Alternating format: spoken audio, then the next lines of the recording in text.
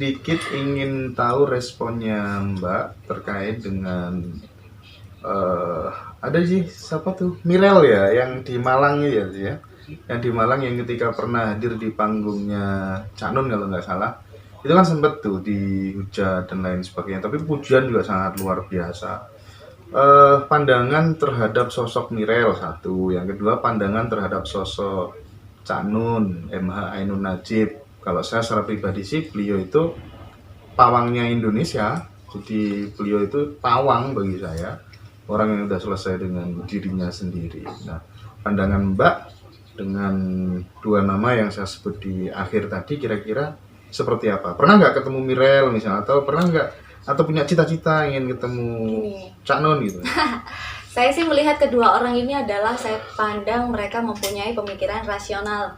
Rasional dalam artian mereka tidak memikir dari sebuah wujud jenis kelamin ataupun apa, tapi rasional sebagai sesama makhluk hidup untuk menjalani kehidupan.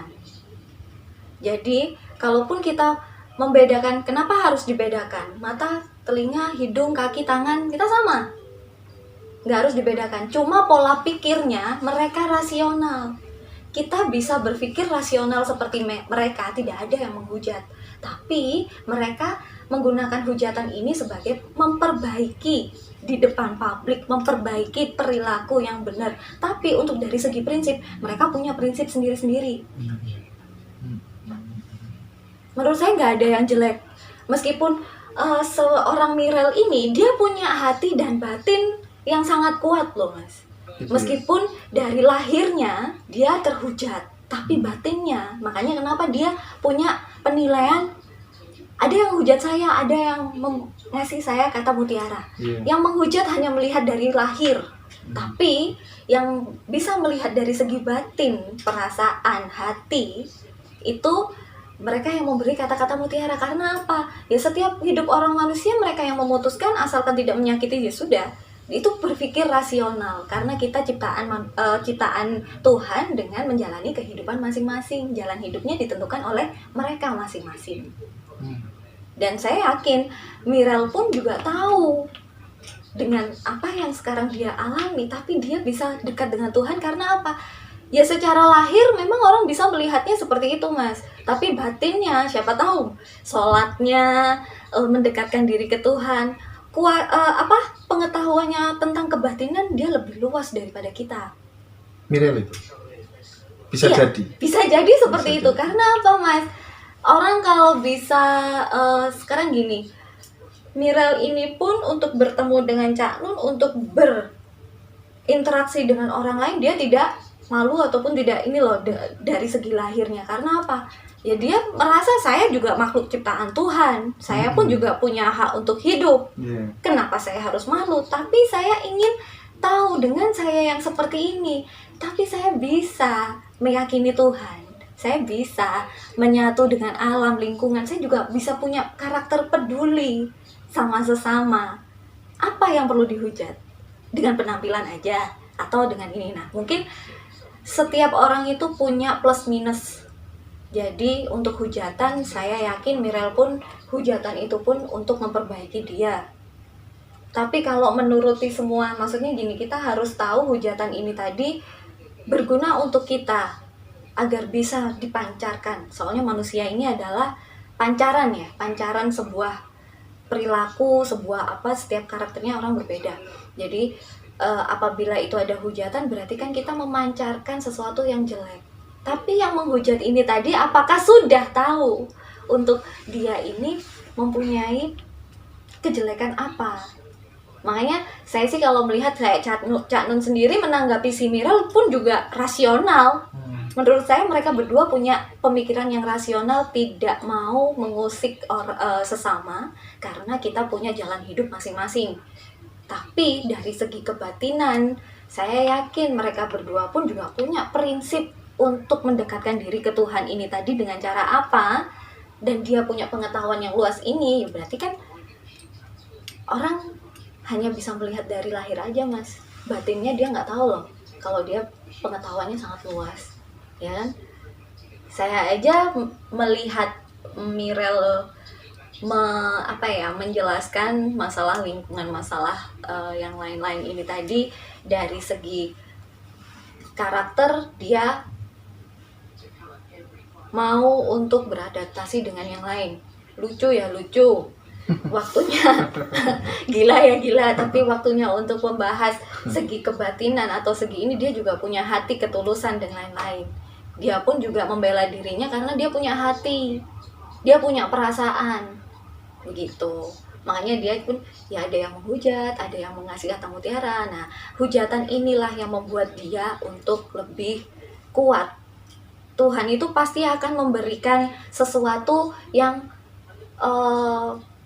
membuat kita belajar lebih kuat, dimana kekuatanmu ini akan semakin terkuatkan apabila kamu banyak hujatan. Jadi jangan terlarut dalam hujatan, tapi berlarutlah untuk memahami hujatan ini untuk kedepannya baik atau buruk. Oke, saya rubah, dirubah, kedepannya banyak yang baik, banyak ini. Oh, berarti kan orang ada perubahan. Setiap orang ini melakukan kesadaran pasti ada perubahan. Makanya kalau kita sih orang menghujat orang apa ini sebenarnya ditanggapinya dengan rasional, ditanggapi dengan kepala dingin, tidak diambil mentah. Kalau diambil mentah kita akan menghujat balik. Jadi kalau saling menghujat ya berarti gak ada penyelesaian. Sama saja. Oke, sekarang gantian Mas Andi. Saya pengen tanya ke Mas Andi. Dari yang sebelumnya sekarang kan tidak konsumsi nyawa-nyawa. Nah, itu kira-kira yang dirasakan ya, mulai tidak mengkonsumsi nyawa-nyawa itu yang positif apa saja, Mas Andi? Kira-kira. Kalau di saya itu masalah gaib.